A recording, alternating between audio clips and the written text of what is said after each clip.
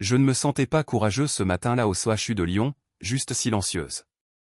Les hôpitaux ont le don de donner aux décisions l'air d'être plus insignifiantes qu'elles ne le sont vraiment, tout y est adouci, l'éclairage, les voix, même le vocabulaire utilisé, et rien ne ressemble à un choix, mais plutôt à un processus déjà en marche.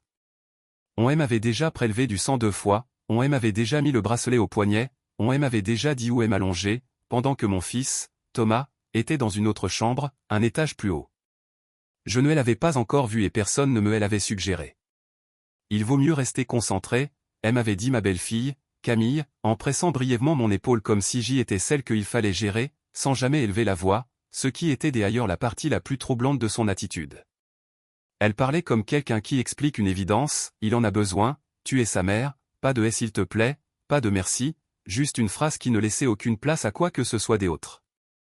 Je me souviens avoir hoché la tête, non pas parce que j'y étais d'accord, mais parce que cela semblait être le mouvement attendu, comme signer son nom au bas d'un document administratif que l'on n'a pas lu en entier.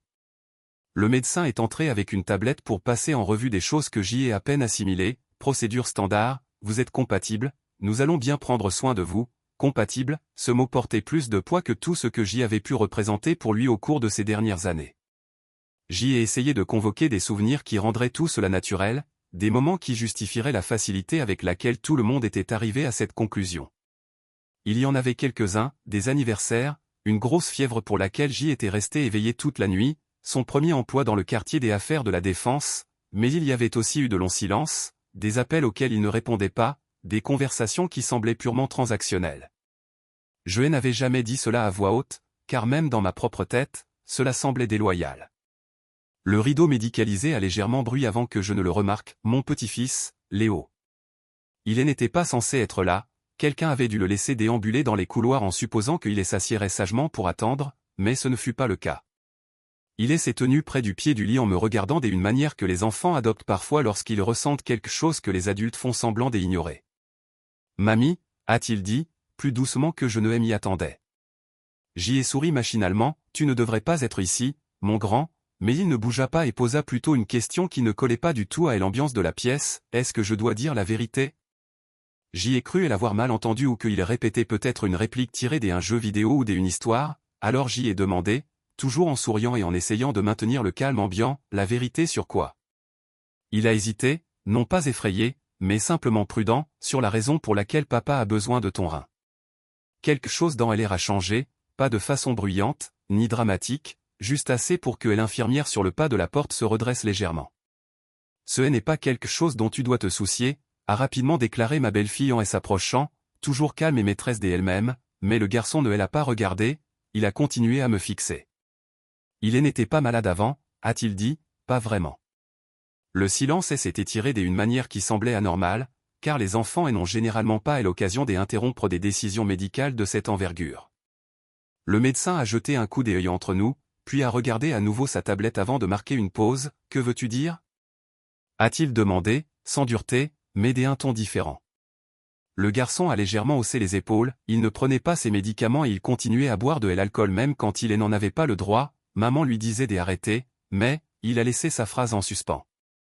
Ma belle-fille a expiré, produisant un son contrôlé et mesuré, il ne comprend pas toute la situation, a-t-elle affirmé, ce n'est vraiment pas utile pour le moment. Mais il était trop tard pour cela, le mot évitable venait d'entrer dans la pièce sans même avoir été prononcé. La posture du médecin a changé, sans être ni agressive ni accusatrice, mais simplement attentive d'une manière nouvelle, je vais devoir revoir le dossier médical du patient, a-t-il déclaré. Une phrase simple, mais un changement radical de situation, car pour la première fois de la matinée, quelqu'un m'a regardé moi, et non pas au-delà de moi ou à travers moi. À tout moment, a-t-il ajouté, vous pouvez choisir de ne pas continuer, c'est une démarche entièrement volontaire, strictement volontaire. J'y ai répété cela silencieusement, comme si c'était une phrase dans une langue que je connaissais autrefois mais que j'y avais oubliée, car personne ne l'avait dit de cette façon auparavant. Ma belle-fille s'est à nouveau approchée, la voix toujours égale mais un peu plus pincée désormais, nous avons déjà passé tout cela en revue, elle comprend très bien. Le comprenais-je vraiment? J'y ai baissé les yeux sur mes mains, sur le bracelet des hôpitaux, sur la marque de stylo chirurgical où elle en avait tracé une ligne un peu plus tôt, et j'y ai pris conscience de quelque chose de très inconfortable, je n'avais pas été d'accord, je n'avais tout simplement pas refusé. Il y a une différence silencieuse, mais bien réelle. J'y ai besoin d'un instant, ai-je dit, et le son de ma propre voix m'a surprise moi-même. Personne n'a argumenté, du moins pas immédiatement, la pièce n'a pas explosé, il n'y a pas eu de voix élevées, ni de confrontation dramatique, juste une pause qui n'existait pas auparavant. Mon petit-fils a reculé comme si son rôle était terminé, il n'avait pas l'air fier, il n'avait pas l'air effrayé non plus, juste soulagé. Je n'ai pas demandé de détails sur le moment, je n'ai exigé ni explication ni excuse, je suis simplement resté assise là, laissant le poids du choix retourner à sa place légitime, ses accents grave dire entre mes mains. À l'étage au-dessus, mon fils était toujours malade, cela n'avait pas changé, et quoi qu'il ait fait ou non, cela n'effaçait pas sa maladie, mais cela changeait autre chose, la certitude. Je ne suis pas allé au bloc opératoire ce jour-là. Personne ne m'a dit que j'y avais tort, personne ne m'a dit que j'y avais raison. Il y a eu des conversations par la suite, des discussions compliquées, inachevées. Ma belle-fille a cessé de m'appeler belle-maman après cela, elle a commencé à utiliser mon prénom, Isabelle, ce qui semblait beaucoup plus honnête.